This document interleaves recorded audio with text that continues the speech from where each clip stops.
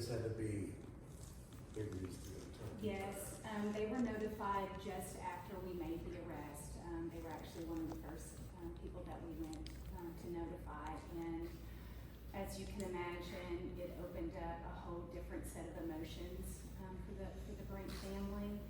I'm sure that it was with a sense of relief, but also with the whole new emotion that they're going to have to deal with.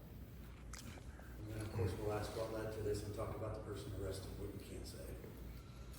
So, while an arrest has been made, we are refraining from releasing much of the information that led to that arrest.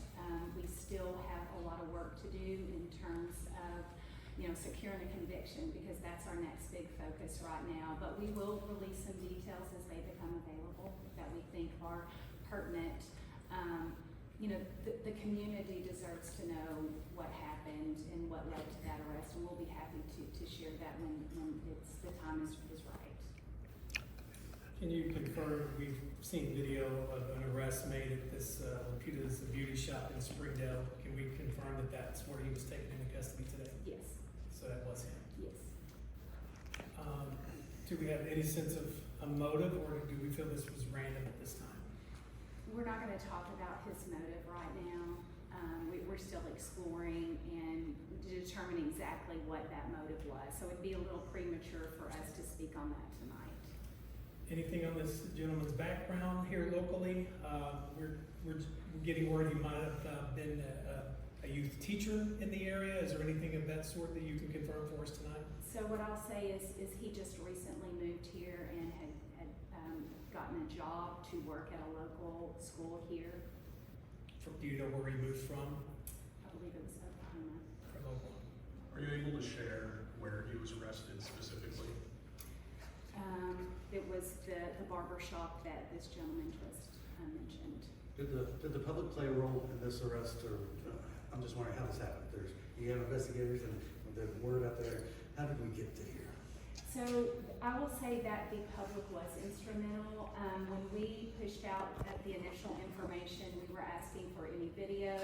A lot of the video footage that we received was instrumental in helping us identify this particular subject. A lot of that was looking for a description of a vehicle. We know the description of how a vehicle was seized is being processed as evidence. The description seems to match up with what you recovered. It sounds That's like. correct, yes, sir.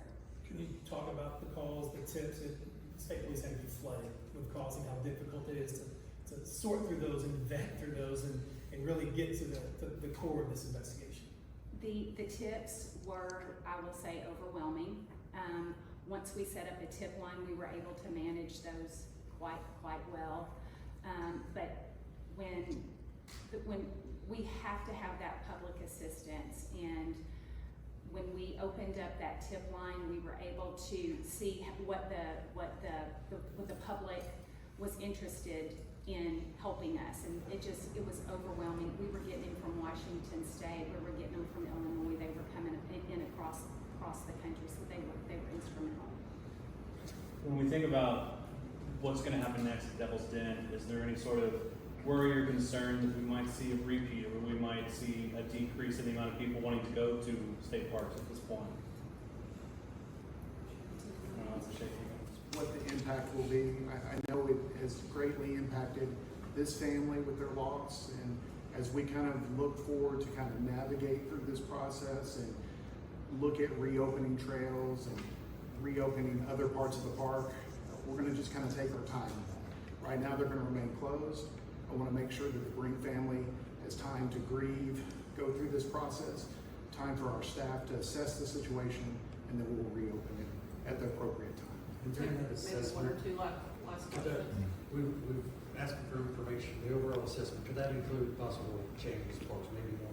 So your surveillance cameras and stuff. It's sad that we need those, but some things that we've been asked about. Sure. Even over the last few years, we are constantly in the process of evaluating needs at our parks for safety and security. Looking at technology as a tool, making sure our staff, our park rangers, our law enforcement officers are equipped with the tools and the training to be responsive to emergencies. What was the last one here? This has been, a 5-day ordeal, and information has been pretty scarce. can you talk to us a little bit about kind of the strategy behind that and why information was kind of hard to, or why you didn't want to share as part of the investigation? Sometimes when we share information, it actually creates a lot of running down trails that we don't want to go down. It actually hinders the investigation. As some of y'all are likely aware, there was a podcast that really, what we feel hurt the investigation.